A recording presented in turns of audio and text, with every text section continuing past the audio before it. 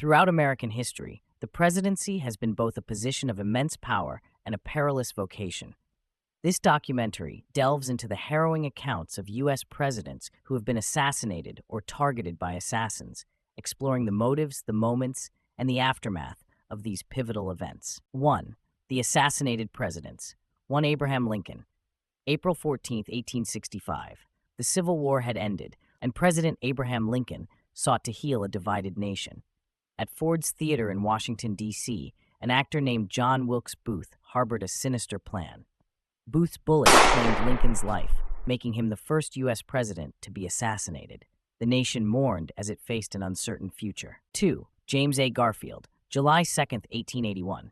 President James A. Garfield, just months into his term, was shot by Charles J. Guiteau, a disgruntled office seeker. Garfield's death on September 19, 1881, highlighted the need for civil service reform and raised awareness of medical challenges. 3. William McKinley. September 6, 1901. President William McKinley was enjoying the Pan American Exposition in Buffalo, New York, when he was shot by anarchist Leon Czolgosz. McKinley's death 8 days later ushered in Theodore Roosevelt and a new era of American politics. 4. John F. Kennedy. November 22, 1963. Dallas, Texas. President John F. Kennedy's motorcade became the scene of one of the most infamous assassinations in history. The assassination of JFK remains a subject of extensive investigation and speculation. Act 2. Attempts on Presidential Lives. 1. Andrew Jackson. January 30, 1835. The first recorded attempt on a sitting president. Andrew Jackson faced Richard Lawrence, whose pistols misfired. Jackson's survival showcased his resilience and the precariousness of presidential security. 2. Theodore Roosevelt. October 14, 1912.